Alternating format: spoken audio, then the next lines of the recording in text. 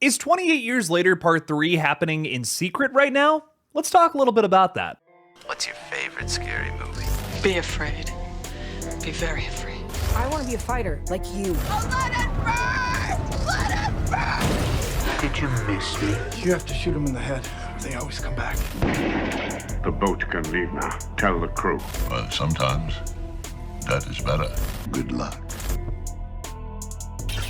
Hey everybody, I'm Killjoy Jake. I recently lost a pound of hair if you haven't noticed. And today we have some very exciting horror updates to get into. Now before we do all of that though, please make sure to like this video and subscribe for more horror update videos just like the one you're about to watch. Also, please consider supporting the page on Patreon where you can see uncensored and uncut versions of the Dexter series. We just kicked off season 2, so you have a ton of backlog content over there already. Alright, enough shameless plugs, let's get into the news. One of my favorite international horror films, just in general, dude, is Train to Busan. I loved this movie. The first time I saw it, I cried like a little girl. The sequel, Peninsula, was also pretty good. Not as good as the original, but solid nonetheless. Now director Young Sang-ho has a brand new zombie horror film that does not connect to that previous universe. It's called Colony, and it sounds wicked. I hope you think you're clever. Not that wicked. Before its premiere at Cannes Film Festival this year, Colony has already been picked up by Wellgo USA, who plans to release the new zombie horror film from the Train to Busan director on August 28th here in the United States. The film follows a professor who is thrust into a terrifying hellscape when a mutating virus is unleashed during a biotech conference. Unable to escape, a group of survivors must fight to stay alive as the infected undergo horrific transformations and threaten to spread the virus. Look, even if it wasn't coming from the guy who made one of my favorite zombie movies ever, it features zombies that all morph into one big meat blob. I'm sold. That's all I need to hear. Do you guys need to hear anything else? I don't. If my friends call me up and they're like, hey, Saturday night, we're gonna go zombie meat blobbing, I'm in. Oh, I have other plans? They're getting canceled.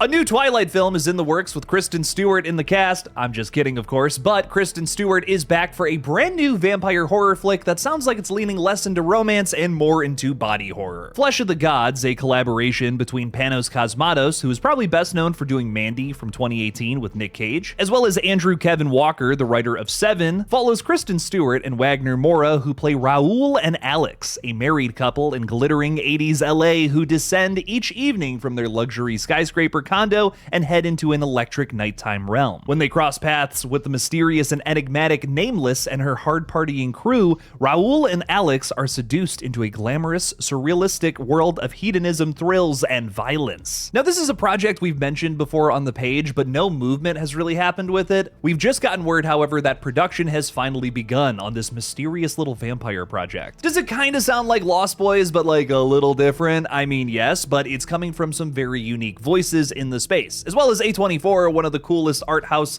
well, sort of art house companies out there. They're like a multi-billion-dollar company now. It's kind of weird to be calling A24 art house, but that's definitely where they got their start. You got Andrew Kevin Walker writing the script, and if you don't take into consideration Psycho Killer from earlier this year, which is probably still the worst movie to come out in 2026, everything else he's done is pretty damn good. What's in the box? Gwyneth Paltrow's head? I mean, come on, that's awesome. If I just spoiled that for someone, I won't be able to live with myself. And Panos Cosmatos deserves his flowers, man. He hasn't made a lot, but what he has made is fantastic across the board. Listen, most of you have probably heard of or have seen Mandy. Trippy as fuck, scary as hell, super simple plot with a very artistic lens. But if you haven't seen Beyond the Black Rainbow, hot take, I might like that film even more than Mandy. This is just my excuse to talk about Beyond the Black Rainbow. I love it so much. It's got a rippin' fucking soundtrack, it's got a great cast, it's a nice little sci-fi slow burn, and it has a creepy fucking ending. Panos tends to take his time with his movies, like much more than usual directors.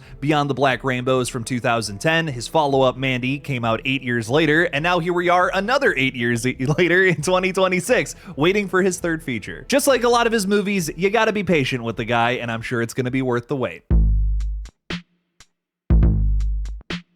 Yesterday, we finally got the release date for Crystal Lake. That is, of course, the Friday the 13th prequel series that will focus on Pamela Voorhees. This is dropping over on Peacock, that's Universal's streaming service for those who don't know, on October 15th, just in time for Halloween. You gotta love it. Michael Myers is so pissed off about this news, but we're all very excited about it, I think. There's been so many exciting little nuggets coming from this TV series, man. Yes, it's going to focus a lot on Pamela Voorhees, but there is the promise of Schuler White returning as Jason Voorhees running around cutting people up. In fact, Dread Central even revealed that this is going to be officially the first time we see Jason run around in the snow killing people. Personally, I consider Never Hike in the Snow to be a canon fan film, and that fucking rocks if you haven't seen it, but I am excited to see what they do in this actual TV show. Now, I'm gonna bring this up one more time before we end this update, because I feel it needs to be said. I'm so excited to see Velma Dinkley play Pamela Voorhees. That's gonna be great. Who doesn't love Linda Cardellini? Callum Vincent playing young baby Jason, and then of course Schuler White playing adult Jason. 2 thumbs up from Jake. But someone named Nick Cordelleone is going to be playing the character of Crazy Ralph. We haven't seen Ralph since Friday the 13th Part 2, and frankly, I think he's a staple of the entire series. Like, yeah, Claudette and Barry from the first movie are coming back. I don't give a shit. They don't ride around on a bike throughout town and warn people that they're doomed. My excitement is immeasurable. Bring on October 15th, baby. Let's go.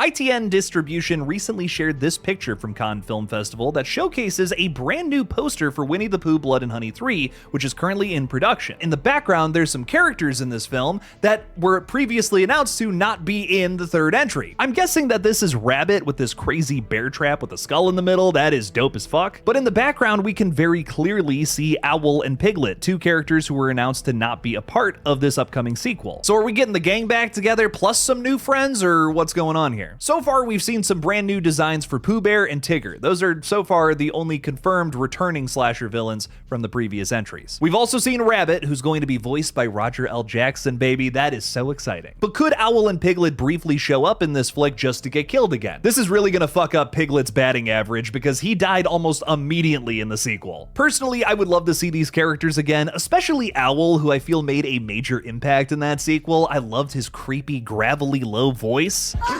The abomination now. Whatever ends up happening in this third film, though, I'm sure we're in for some crazy gore and body horror. Stay tuned for more updates. Jesters can't be choosers, as the old saying goes. At least I think. Anyways, us Terrifier fans are being satiated with another little tiny itsy bitsy crumb from Mr. Damian Leone, who has promised a 2027 release date for the film. A fan over on Instagram was inquiring about a release year, saying, "Guy, 2026 or 27. Damian Leone responded back saying, "Guy, 27. Let's be real though, there was no way this was gonna come out in 2026 at this point. I mean, they started filming Terrifier 3 at the very top of 2024, and they just barely got that movie out by October. We've even heard from Damien and producer Phil Falcone that was a total rush job. They do not want to do that again. Considering that the flick is set during New Year's Eve, I don't know if they're going to go into production during the summertime. I mean, they have the money for some fake snow. They could make that happen if they really wanted to. My guess though is that they're probably going to wait until like fall or late fall to shoot this bad boy. It sounds like things are just picking up with Terrifier 4 now, so we'll probably get some production updates in a few months. Don't expect it this year, but I would bet on a fall 2027 release date.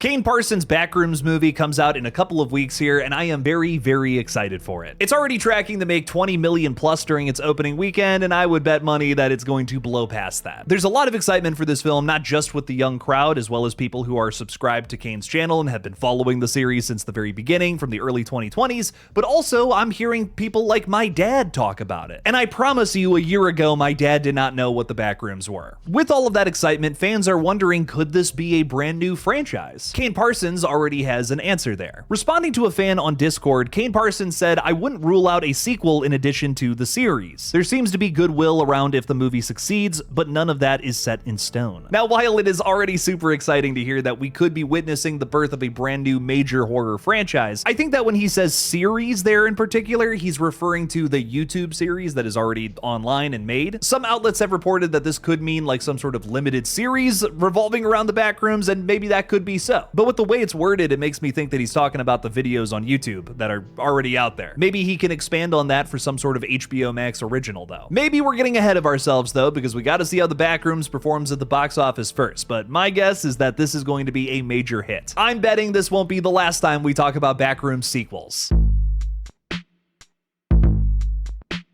Speaking of YouTubers turned horror directors, Curry Barker is interested in reviving the Nightmare on Elm Street franchise. In a new interview with Polygon, Curry Barker stated, "Obviously everybody wants to do a Nightmare on Elm Street. It's kind of like the hot thing right now. I don't even know who has the rights to that or what. I hear that the rights are pretty locked tight for that movie, but man, what a concept that has endless potential of nightmares and how trippy and weird and creepy they could get. I would love to take a crack at that." Now, if you're feeling a little bit of deja vu with this update, we recently reported on the page that Lee Cronin was super interested in doing a new Nightmare on Elm Street as well, and he was talking all about that just a month ago when he was promoting his new film, The Mummy. Barker addressed that in his interview, saying, "I know Lee Cronin also just publicly said that he wanted to take a crack at it too. So I don't know, but since you asked, that's one that I would be excited about, probably a couple more too." Now, a lot of big names in the horror space are really interested in doing exactly what Curry is talking about right there. Jason Blum has talked about how he could possibly get Robert Englund, who is a very old man now, to slip back into that costume and all that crazy makeup. Director Mike Flanagan has even expressed interest in doing some sort of new sequel, and God, I would just die for that movie. The major problem with the Nightmare on Elm Street franchise, though, is that the rights have reverted back to the Wes Craven estate, while Warner Bros. And New Line own the international rights. So that would just be a major headache for literally any studio to figure out that isn't Warner Bros. Or New Line. So that would be a major headache for pretty much any studio to try to work out and figure out how to make a new movie. Too many cooks in the kitchen and all that jazz. But anyways, Curry Barker does have a new adaptation of the Texas Chainsaw Massacre franchise on the way. It'll make for the 10th installment in that series, and Michael Johnston, star of Obsession, is already interested in potentially joining the cast of that one. Coming from Dread Central, Johnston was asked if he wanted to appear in this new Texas Chainsaw Massacre film from Curry Barker. He said,